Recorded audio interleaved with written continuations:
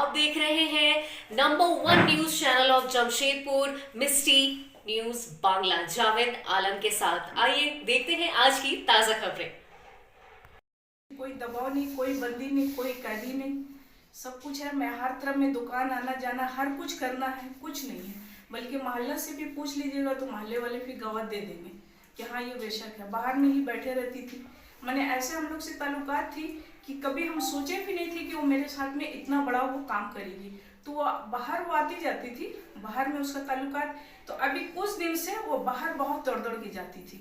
तो हम बोले क्या बात है, आप इतना बाहर जाते हैं? तो हमको नहीं मालूम, किसी के जरिए हमको पता चला कि ये बाहर में अपने रिश्तेदार इसको भड़का रहा है, इसको यही कह रहा है कि तुम उस घर से भागो, तुम उस घर से भागो। और भागने के बाद तुम जो है मतलब हम जो है तुम्हारा, फिर वो जाएगी तुमसे मिलने के लिए तो इसको दम तक के ठोकेंगे। ठोकने के बाद में फिर जो है वहाँ से इसको भगाएंगे। तो उस बीच में हम जब 2001 भी बताएं जैसा वो करी है ना वो भाई।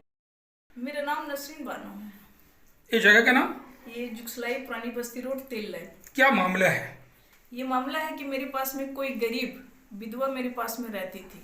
क्या नाम था उसका? उनका नाम रशीदा खातून है। वो रहती थी 22 साल हमारे पास। 2003 से वो मेरे पास में आना जाना करते। 2007 से वो कंटिन्यू रहने लगी। वो अपने शौहर से, अपने हस्बैंड से वो खुला ले ली थी। तो वो जो है उनकी गरीबी से मतलब उनके घर को मेंटेनेंस करते थे, उनके घर में भी हेल्प करते थे। उनके बच्चे भी यहाँ आते जाते थे, वो भी रास्ते में अपने बच्चों से मिलती थी।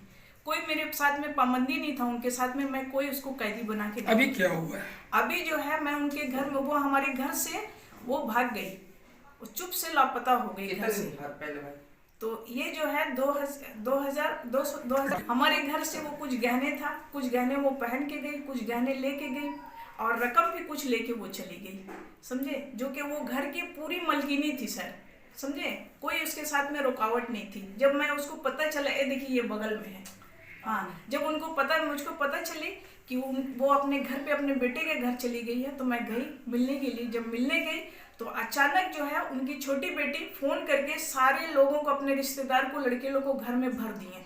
भरने के बाद मैं चौंक गई कि आखिर ये क्या हो रहा है, ये आखिर ये क्या बात है। हम तो आए हैं आपसे मिलने के लिए, हम तो कोई ऐसा बात नहीं है। हम पूछने आए हैं कि आप मेरे घर का ये सामान लेके आप आई हैं और चाबी गोदरेज की नहीं मिल रही है, वो कहाँ है। उस बीच में उनकी बेटी दमाद आए, मेरे पर में हमला ठोक दिए, दम तक के मेरे मारे, पाए पर डंडे से मारे, जो कि मुझको अंदरूनी मेरे अंदर में चोट आई, जो कि मैं एमजीएम से मेरा पूरा इलाज चला।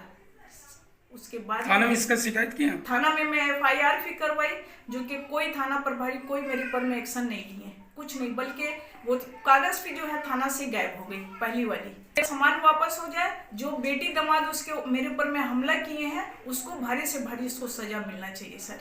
बस हम यही चाहते हैं, उसको ऐसी सजा कि उसको बेल कभी नहीं हो। बस हम यही चाहते हैं। ये मेरी जिंदगी का ये पहला था जो कि किसी जेंट्स ने मुझको मेरे बदन में हाथ लगाया, और बल्कि कपड़े उपड़े सब फट गई थी हमारी। रेंट में रहते हैं, अगल बगल में है, रेंट में रहते हैं। जब बोले हम गए, हम गए थे ना तो बोली थी कि कोई आएगा तो मारेंगे पीटेंगे। हमको भी बोली कि तुम भी आएगी तो तेरा हाथ पर तोड़ देंगे, उनकी बेटी लोग बोली थी। बस इतने बात बोली थी। इनको बीमारी है? हाँ, इनको भी मारी। क्या नाम हुआ आपका?